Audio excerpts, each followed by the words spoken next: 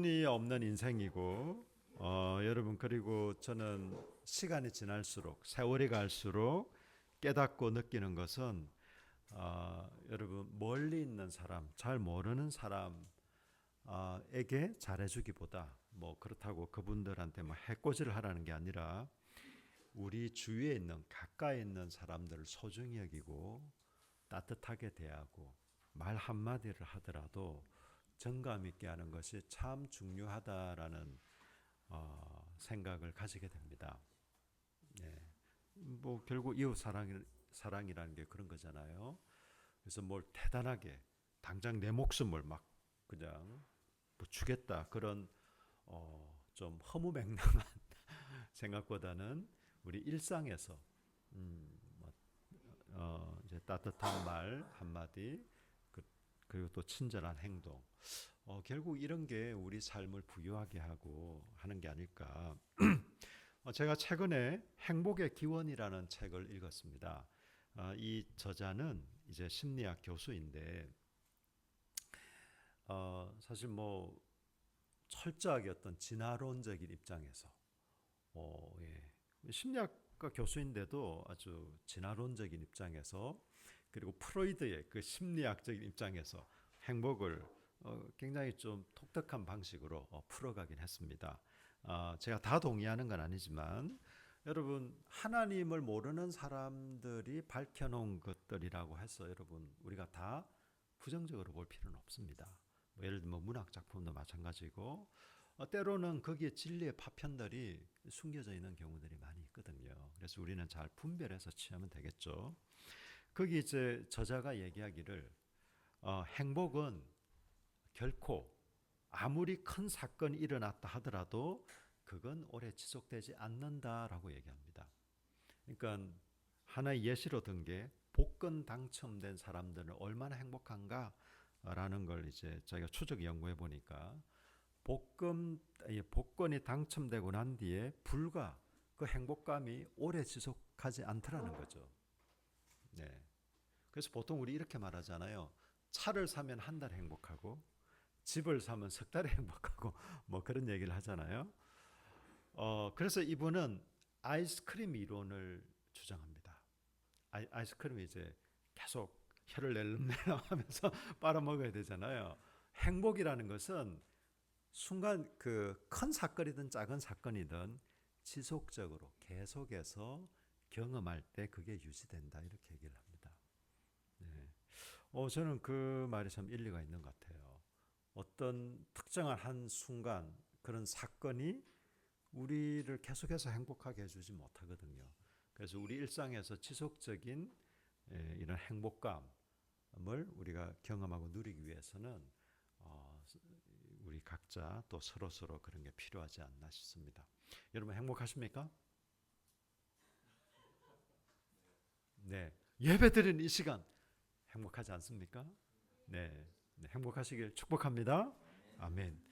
여러분 우리는 계속해서 하나님의 성품 시리즈를 나누고 있습니다. 오늘은 두 번째로 이제 은혜를 나눌 텐데요. 출애굽기 34장 6절 여호와께서 그의 앞으로 지나시며 선포하시되 여호와라 여호와라 자비롭고 은혜롭고 노하기를 더디하고 인자와 진실이 많은 하나님이라 라는 이 구절은요. 구약 성경에서 가장 많이 인용되고 재사용되고 있는 구절입니다. 사실 이 하나님에 대한 출애굽기 묘사는 하나님이 어떤 분이신가라는 것을 우리에게 잘 얘기하고 있습니다. 우리가 친구를 소개할 때도 내 친구는 뭐 어떤 친구야 보통 그렇게 얘기하지 않습니까? 여러분 하나님을 소개할 때 어떻게 소개하겠습니까? 우리를 그냥 지옥에서 구해주시는 분. 그 말도 틀린 말은 아닌데 50점밖에 안 되는 말입니다. 예. 그냥 우리를 그냥 때리지 않고 벌 주지 않는 하나님. 그건 마치 그냥 우리를 두려움에 있게 하는. 우리 하나님은 그런 부분도 있으시지만 훨씬 더 그거보다는 긍정적이고 밝고 우리에게 복된 면이 더 많습니다. 하나님이 어떤 분이신가? 예. 그 중에서 오늘은 두 번째로 은혜로우신 하나님에 대해서 좀 살펴보고 싶습니다. 은혜로운이라는 이 형용사 히브리어의 뜻은요. 이 히브리어는 카눈입니다. 카눈. 이 카눈인데 이 단어는 동사, 형용사, 명사 모두에 사용되었습니다. 구약 성경에서 몇 번 사용됐냐면 205번이나 사용됐습니다. 네, 205번이나 카눈이라는 동사가. 근데 이 구약 성경에서 히브리어 이 은혜론이라는 이 명사형은 캔입니다. 캔. 우리가 뭐 캔 뭐 이렇게 하잖아요. 이 캔은 단지 은혜라고만 하기에는 이 하나님의 어떤 성품을 너무 제한하게 됩니다. 그래서 성경에서 은혜라고 말할 때 어떤 중요한 의미들이 있는가라는 것을 좀 확인하면서 우리 하나님이 어떤 분이신지 좀 풍성하게 알아가는 시간 되었으면 좋겠습니다. 우리 오늘 예배드리는 평균 나이가 굉장히 다운됐습니다. 우리 친구 덕분에 아주 평균 연령이 그냥 팍 떨어졌습니다. 팍. 예. 아주 젊은 교회가 되었습니다. 네. 이 은혜라는 말은요, 첫 번째로 호의와 관대함을 뜻합니다. 베푸는 호의, 관대함. 여러분, 은혜라고 해서 마치가 내 전 재산을 다 그냥 줘야만 내가 너에게 은혜를 베푼다. 아니면 그냥 그 콩팥 신장 하나는 떼줘야 이 정도 돼야 은혜를 베풀지라는 게 아니라 성경에 사용된 은혜라는 것은 호의와 관대함을 베푸는 것. 그런데 이 캔이라는 이 은혜라는 이 히브리어 단어는요, 의무나 가치에 상관없이, 그러니까 내가 꼭 쟤한테 뭔가 해줘야 된다. 예, 이런 의무나 아니면 쟤는 이런 호의를 받을 만한 가치가 있어. 쟤는 좀 사람이 괜찮은 사람이야. 쟤가 나한테 잘해줬잖아. 그러니 나도 잘해줘야지. 이런 개념에서 호의가 아닙니다. 그러니까 그 사람의 지위나 그 사람의 가치나 그 사람이 나에게 평소에 얼마나 잘했는가라는 것과 상관없이 호의를 베풀고 관대함을 보이는 것을 얘기합니다. 예. 특별히 사회적 지위가 낮은 사람이 높은 사람한테 호의를 요청할 때 이 은혜를 베풀다라는 동사가 많이 사용됐습니다. 여러분 에스더 8장 3절 세 번역으로 같이 한번 보실까요? 네.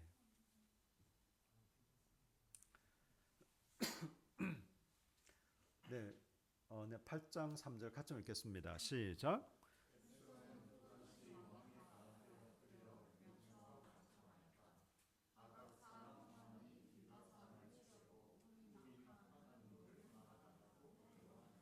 여러분 이 상황을 제가 뭐 길게 다 설명은 안 하겠지만 이 당시 페르시아 시대에 서로 왕비를 하더라도 왕 앞에 그냥 나아가지 못했습니다. 왕이 부를 때 아니면 못 나갔습니다. 왕비를 하더라도. 예, 이 고대 사회는 특히 이런 대제국에서는 그랬죠. 근데 지금 에스더가 간 거예요. 내가 어쩌면 죽을 수도 있는데, 예, 왕이 만약에 좀 기분이 언짢거나 아니면 저것이 왜 왔어? 막 이렇게 하면 죽을 수도 있는데 갔습니다. 가서 이제 울면서 간청했다라는 이게 은혜를 베풀다라는 이 동사입니다. 울면서 간청했다는 말은 은혜를 베풀어 주십시오. 제게 호의를 베풀어 주십시오라는 거죠. 예. 에스더의 이런 위급한 상황에서 내게 은혜를 베풀어 달라. 예.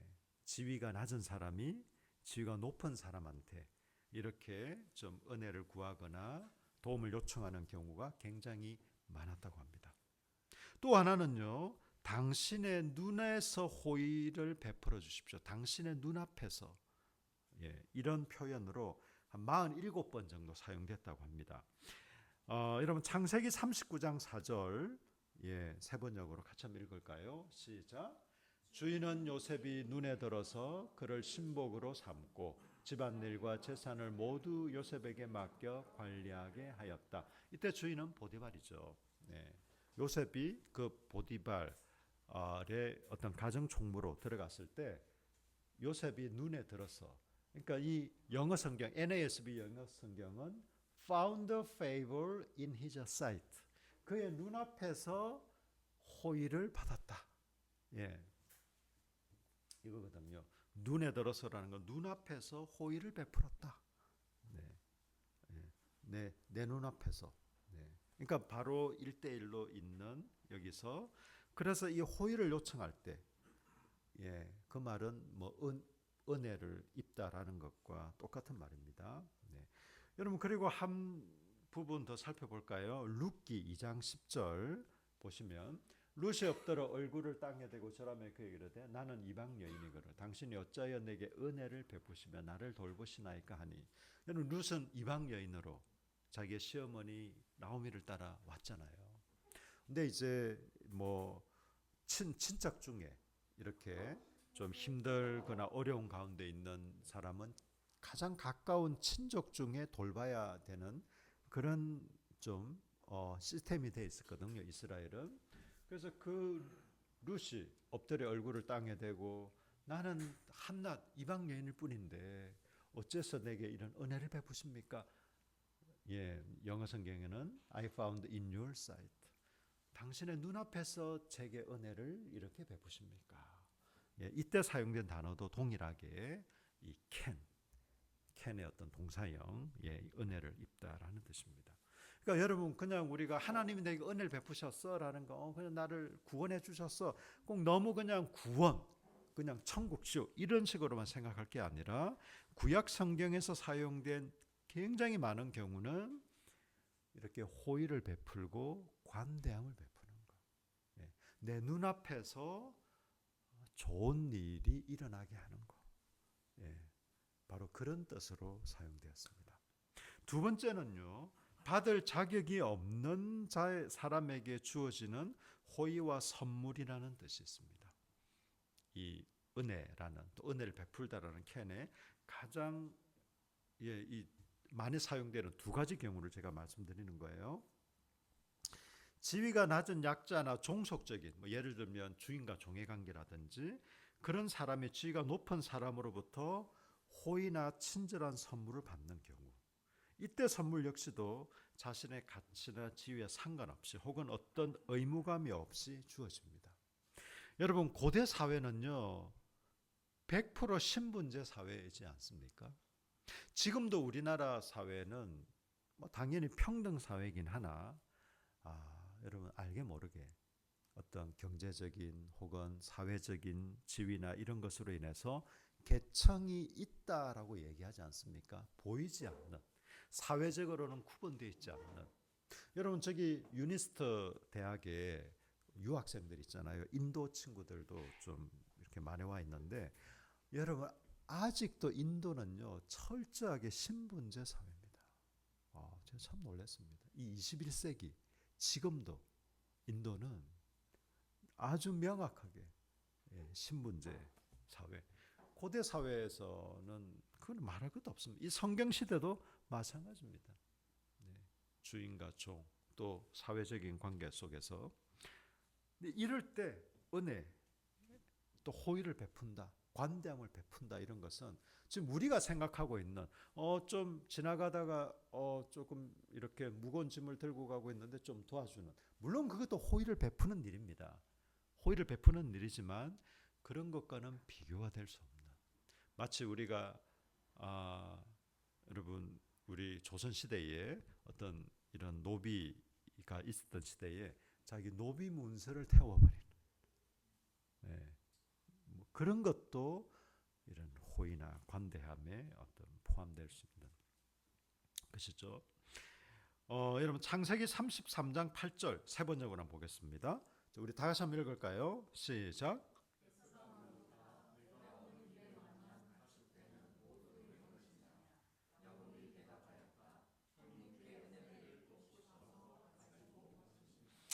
야곱이 자기 형 에서를 막 속였잖아요. 속여서 장자의 축복을 받았잖아요. 그래서 도망갔다가 이제 20년 만에 돌아오는데 에서는 굉장히 사냥꾼이고 또 자기 군사도 있고 막 얼마나 일을 가르쳤습니까? 내 이 녀석 오기만 해봐. 내 눈앞에 띄기만 해봐. 너는 죽었어 하고 막 생각하고 있는 그때 야곱이 20년 만에 돌아오면서 얼마나 쫄았던지 야곱이 얼마나 쫄았던지 세 떼를 나눕니다. 세 떼.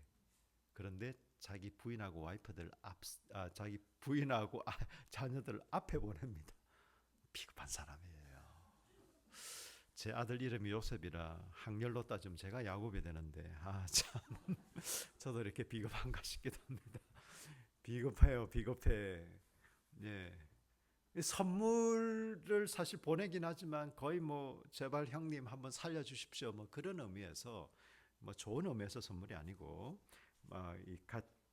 그래서 이제 형 에서가 묻습니다. 내가 오는 길에 만난 가축대하고 막 이런 선물들이 뭐냐 도대체. 그러니까 야곱이 하죠. 형님께 은혜를 입고 싶어서. 형님, 이전에 제가 잘못했던 거, 아이고, 제가 실수한 거 알죠. 제가 잘못한 거 알죠. 형님, 제가 좀 호의를 베풀어 주십시오. 제가 좀 관대함을 보여주십시오. 그런 의미에서 사용된 이 은혜를 입다라는 이 동사 역시도 바로 이 켄의 동사입니다. 이 은혜를 입다. 네.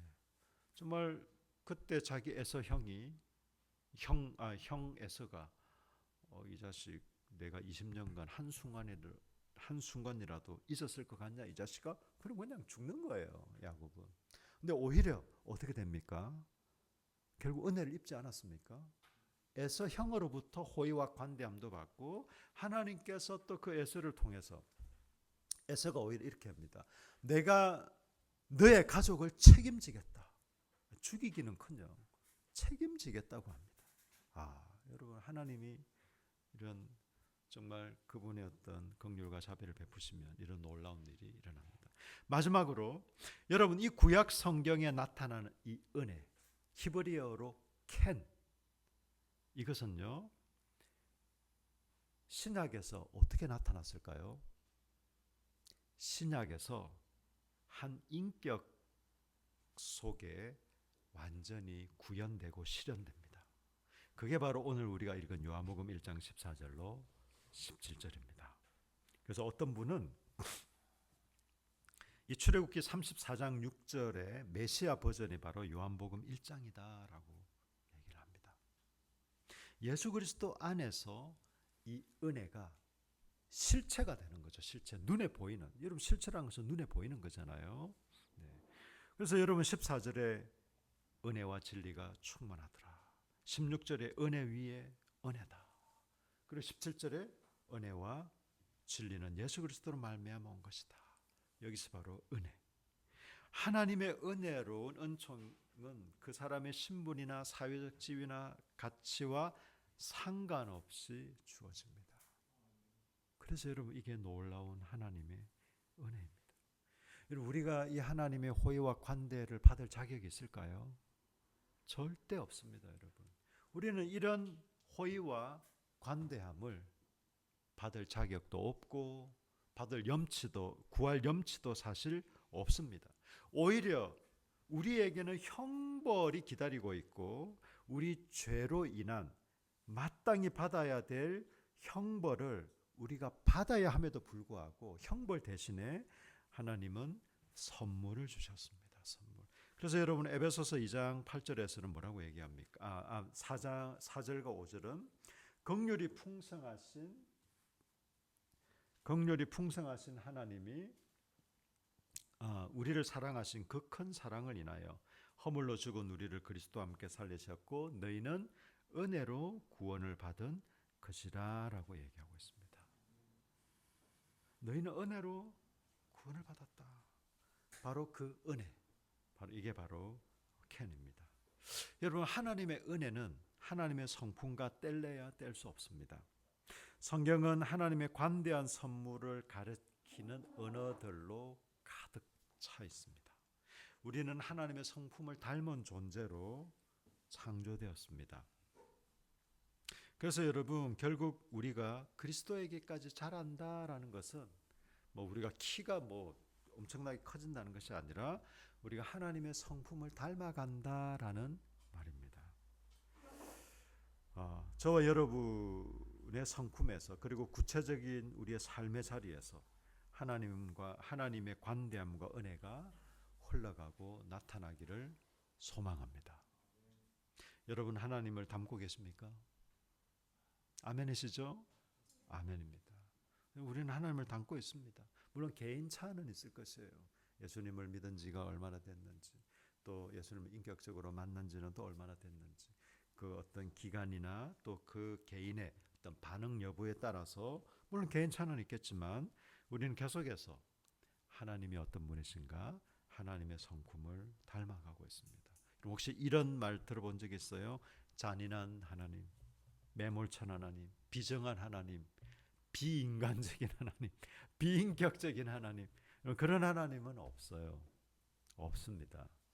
그건 오해일 수 있고 잘못 만들어낼 수 있습니다. 여러분 그리스 로마 신화에 나오는 신들 아세요?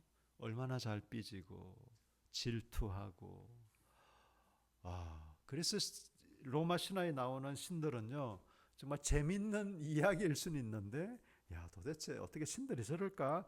라는 생각이 들 만큼 유치찬란합니다. 그냥 만들어낸 이야기니까. 그러나 여러분 실제로 그 시대 사람들은 실제로 그런 신을 숭배했습니다. 우리는 지금 너무 유치한 이야기로 들리겠지만 그 시대 사람들에게는 실제로 그들이 숭배하고 믿고 있었던 신들이었습니다. 우리 하나님의 성품은 어떤가요? 우리 하나님도 무조건 뭐 온갖 죄를 짓든 말든 뭐 다 괜찮아. 뭐 나는 나이스한 신이야. 그런 분은 결코 아닙니다. 죄를 절대 용납할 수 없습니다. 그래서 그분의 아들이신 예수 그리스도를 우리 성자 하나님을 죽이시기까지 그렇게 해야 대가를 지불받을 수 있기 때문에 그렇게 행하셨습니다. 여러분 사랑하는 아들을 둔 엄마가 아들이 실수해서 사람을 죽였어요. 참 안타까운 일이죠. 그래서 이 어머니가 그 아들을 너무 사랑하기에 이제 법원에 가서 제가 대신 내 아들의 죄값을 감당하겠습니다. 저를 사형시켜도 좋으니 제 아들은 풀어주시고 제가 대신 벌을 받겨주십시오. 이게 될까요? 안 될까요? 안 됩니다. 안 됩니다. 누가 대신 죄를 그럴 수 없어요. 여러분 경미한 범죄를 할지라도 그럴 수 없습니다. 꼭 살인뿐만 아니라 우리의 어떤 죄도 누군가 대신해 줄 수 없어요. 적어도 사람은 그럴 능력도 힘도 그럴 가치도 없습니다. 그래서 하나님께서 자신이 친히 그 벌을 받기로 결정하신 거예요. 하나님께서 우리에게 베풀어 주신 호의와 간대함은 일상에서 아주 일상에서부터 그분의 생명을 내어놓으시는 이 당신의 생명을 우리에게 선물로 주시는 것까지 풍성합니다. 바로 이게 하나님이 저와 여러분에게 베푸시는 관대함과 호의이고 다시 말해 우리에게 베푸시는 은혜입니다. 그런 은혜를 저와 여러분은 받았습니다. 그럼 여러분 우리가 어떻게 살아야 될까요? 저는 이걸 율법으로 접근하고 싶지 않습니다. 하나님이 내게 은혜 주셨으니 무조건 너도 은혜 베풀며 살아 이 자식아. 여러분 이런 율법은 하나님이 원하시는 게 아닙니다. 하나님은 그분의 사랑과 은혜를 깨닫고 우리가 자발적이고 진심으로 진실되게 우리가 그런 삶을 살기를 기뻐하십니다. 아멘이십니까? 아멘. 해야 되기 때문에 안 하면 두드려 맞기 때문에 안 하면 벌 받기 때문에 이렇게 하는 것이 아니라 그분의 사랑과 은혜 안에 우리가 감사함으로 그런 삶을 살아갈 수 있을 것입니다. 여러분의 개인의 삶은 얼마나 호의와 간대함이 있습니까? 여러분 가족에게 또 여러분 주변 사람들에게 어떤 사람들 보면요 잘 모르는 사람한테 너무 잘하는 사람들이 있어요. 그러니까 잘 모르기 때문에 불친절하게 행동해라는 말은 결코 아닙니다. 잘 모르는 그냥 스쳐 지나가는 사람들한테 너무 잘하려고 하면서 정작 자기 가족, 또 교회 가족이나 또 가까운 사람들한테는 좀 함부로 하거나 소홀할 때가 있습니다. 제일 어리석은 사람 같아요. 사실 여러분, 우리 가까이 있는 사람한테 잘하셔야 돼요. 여러분 가족에게 여러분 호의와 간대함 해보십니까? 아유, 가족한테 무슨 호의와 간대함.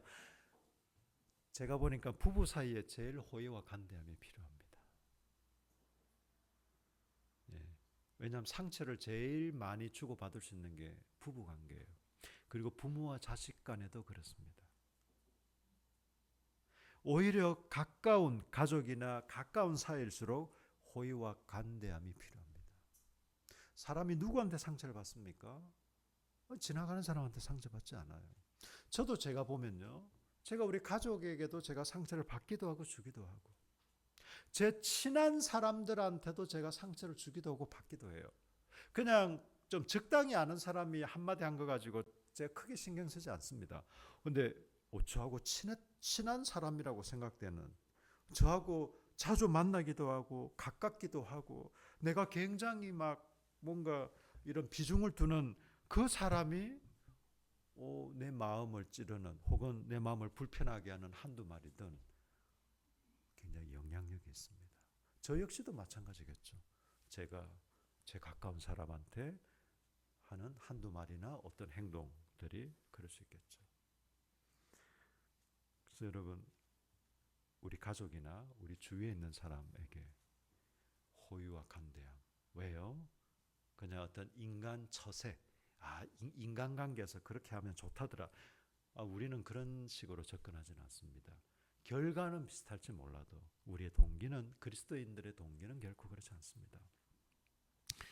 이 은혜, 호의와 간대함을 받았기 때문에, 받은 우리들이기 때문에 상대방이 어떤 반응을 하든지 상관없이 우리는 이 호의와 간대함을 베풀 수 있습니다. 우리 함께하는 공동체는 이런 호의와 간대함이 넘치는 공동체가 되기를, 또 우리 성도님들이 되기를 예수 그리스도 이름으로 축복합니다. 여러분 한번 기도하실까요? 우리가 이 호의와 간대함을 받았습니다. 이 은혜에 우리 너무 좀 감사하면 좋겠고, 이 은혜를 더 충만히 누렸으면 좋겠습니다. 여러분, 저는 하나님이 우리에게 주신 것은 자유와 평화와 안식이라고 확신해요. 우리에게 그 무엇도 우리를 얽매일 수 없습니다. 우리가 감사하고 그 사랑에 감격해서 이 은혜를 더 풍성히 누리기를 원하고, 또한 우리 주위의 사람에게 이 호의와 관대함을 베푸는 저와 여러분 되기를 원합니다. 우리 간절하게 통성으로 한 목소리로